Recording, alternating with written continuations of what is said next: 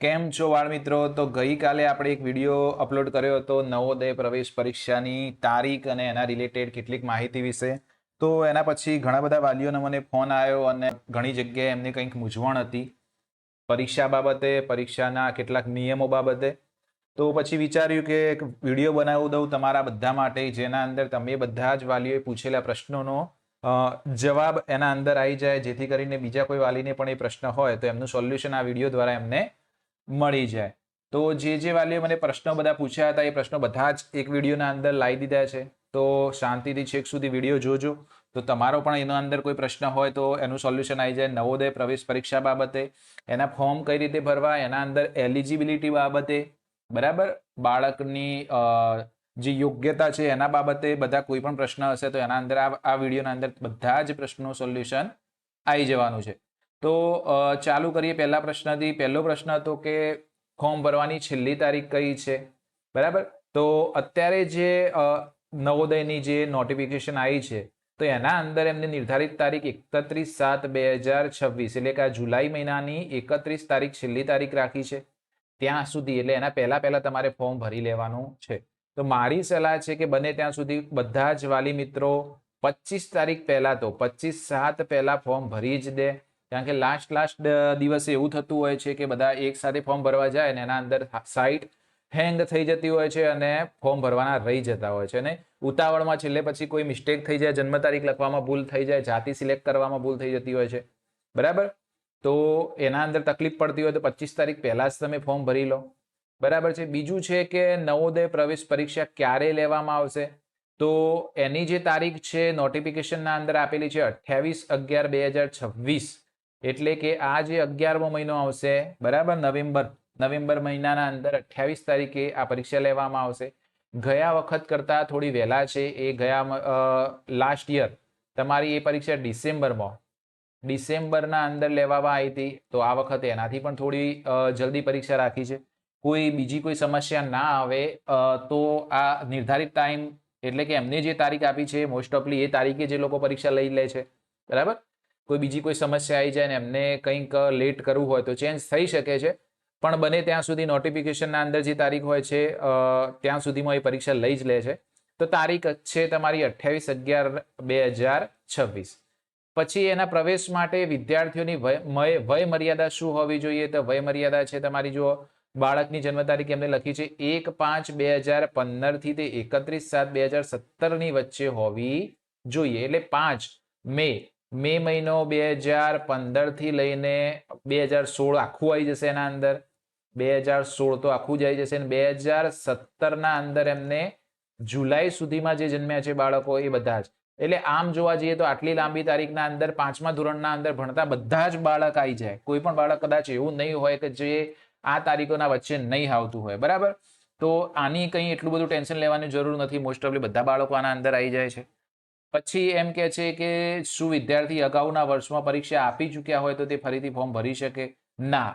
એના અંદર ના પાડી ચોખ્ખી કે નવોદય પ્રવેશ પરીક્ષા, નવોદયની જે પ્રવેશ પરીક્ષા ફક્ત એક જ વાર આપવા મળે છે, બરાબર. તો જે બાળકો અત્યારે કેટલાક બાળકો ચોથા ધોરણના અંદર હોય છે, ફોર્થના અંદર હોય છે ને તૈયારી કરતા હોય છે, તો ભલે તમે તૈયારી કરો પણ ફોર્મ ભરવાની ભૂલ કરતા નહીં. તો એકવાર જો તમે આધાર કાર્ડ વડે અત્યારે રજીસ્ટર કરી દેશો તો નેક્સ્ટ ટાઈમે તમારું રજીસ્ટ્રેશન ફેલ થઈ શકે છે અથવા તો તમને ના પણ આપવા મળે. તો અત્યારે તમે તૈયારી કરો છો તો તૈયારી કરો, વાંધો નહીં, પણ ફોર્મ ભરવાની ભૂલ નહીં કરવી. ફોર્મ નવોદયનું તમારું એક જ વાર ભરી શકાય છે, બરાબર. તો જે 5મા ધોરણમાં બાળક છે એ જ ફોર્મ ભરી શકશે. તો આ પ્રશ્નનું સોલ્યુશન પણ આવી ગયું છે.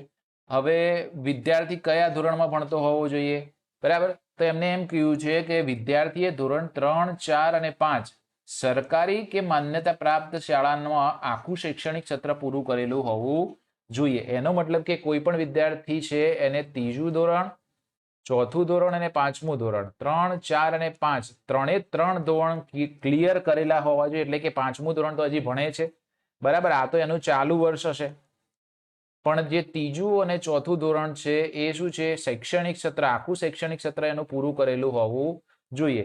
ઘણા બાળકોને અથવા એમના વાલીઓને સરકારી અને પ્રાઇવેટ સ્કૂલ બાબતે થોડું કન્ફ્યુઝન હોય છે કે સર મારું બાળક સરકારીમાં છે તો ભરી શકશે કે નહીં, તો પ્રાઇવેટમાં છે તો ભરી શકશે કે નહીં, તો બંને ભરી શકે એવું કશું જ હોતું નથી. સરકારી હોય, પ્રાઇવેટ હોય, શહેરમાં રહેતા હોય કે ગામડામાં રહેતા હોય, કોઈ પણ બાળક ભણી શકે છે.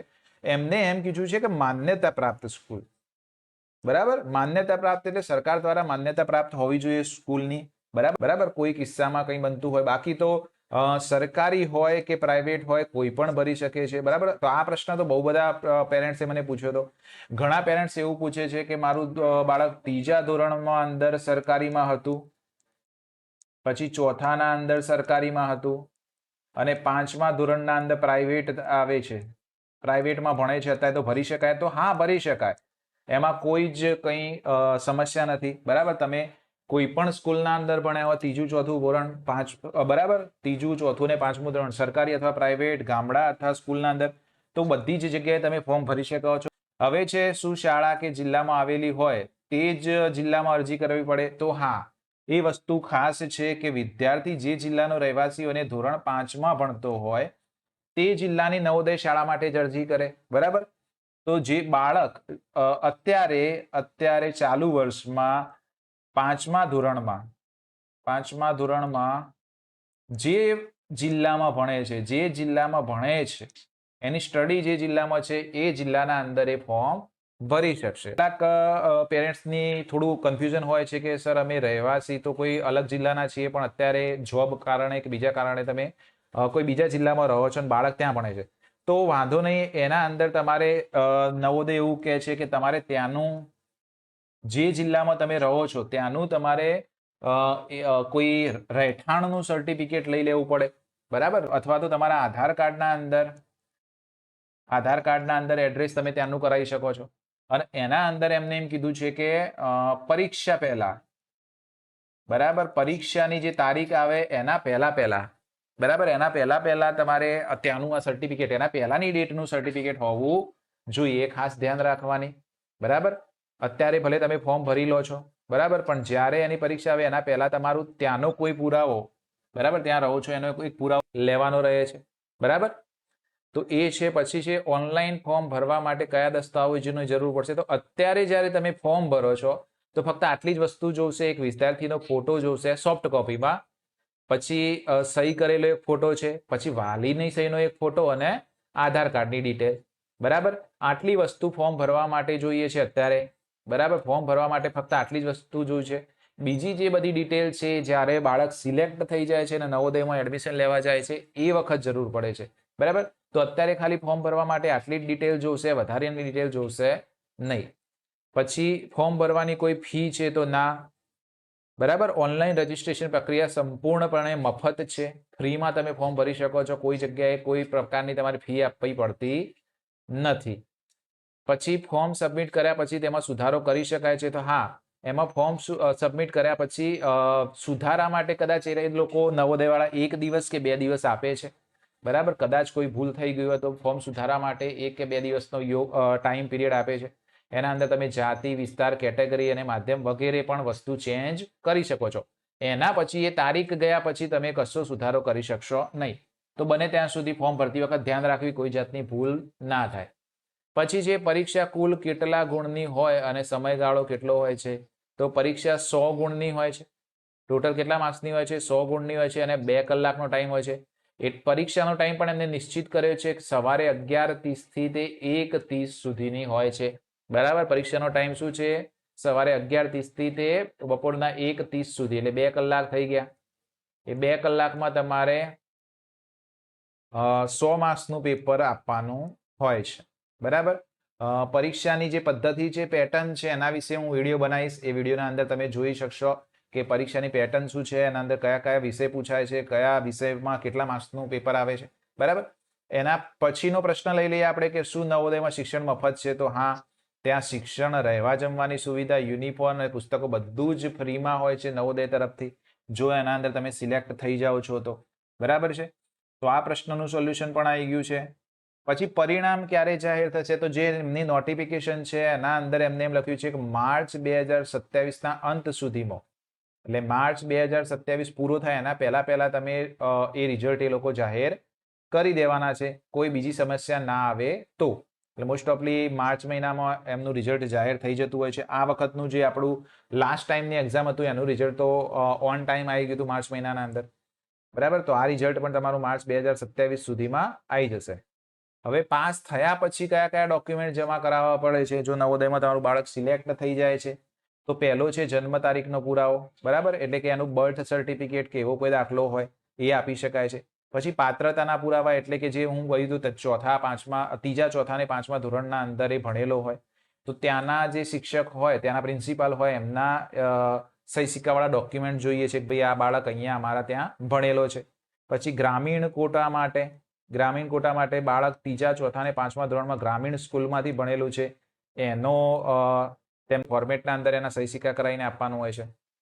પછી છે રહેઠાણનું પ્રમાણપત્ર વાલીનું કે ભાઈ તમે આ જિલ્લાના અંદર રહો છો. પછી બાળકના આધાર કાર્ડની નકલ, બરાબર. પછી એ શાળાના આચાર્યનું સર્ટિફિકેટ, એ તો આવી જ ગયું છે. પછી સ્થળાંતર માટેનું અંડરટેકિંગ, એ વસ્તુ થોડી ડિટેલમાં અલગથી એક વિડીયોના અંદર સમજાવીશ કે બાળકને માઇગ્રેશન માટેનું તમારે એક અંડરટેકિંગ આપવું પડે છે. પછી જો દિવ્યાંગ તરીકે ભર્યું હોય ફોર્મ તો દિવ્યાંગતાનું પ્રમાણપત્ર, અને કેટેગરીના અંદર ફોર્મ ભર્યું હોય તો કેટેગરીનું એટલે કે જાતિનું જે પ્રમાણપત્ર હોય છે ઓબીસી SC ST નું, તો એ પ્રમાણપત્ર પણ તમારે આપવાનું રહે છે. તો આ ડોક્યુમેન્ટ તમારે જ્યારે પાસ થાય એ વખતે આપવાના હોય છે. તો આ બધા પ્રશ્નો હતા વાલીઓના. હજી પણ કોઈ પ્રશ્ન હોય તો તમે અમને પૂછી શકો છો, કોમેન્ટ કરી શકો છો. અને વધારે માહિતી માટે અમારી જે વોટ્સએપ ચેનલ છે તમે એને ફોલો કરી દો કે એના અંદર બધી જ ડિટેલ આવશે, પરીક્ષા લગતી, પરીક્ષાની આ મટીરિયલને લગતી, બરાબર. તો બધી જ તૈયારી માટે કોઈ પણ વસ્તુ જોઈએ તો તમે અમારી વોટ્સએપ ચેનલને ફોલો કરી શકો છો. એની લિંક અહીંયા નીચે ડિસ્ક્રિપ્શનમાં પણ આપી છે અને આપણા કોમેન્ટ બોક્સના અંદર કોમેન્ટમાં પણ આપેલી છે, તો ત્યાંથી તમે જોઈ શકો છો. કોઈ પણ પ્રશ્ન હોય તો તમે અહીંયા કોમેન્ટ બોક્સમાં અમને કોમેન્ટ કરીને જણાવી શકો છો. ઓકે, તો મળીએ નેક્સ્ટ વિડીયોમાં. ત્યાં સુધી બધાને બાય બાય.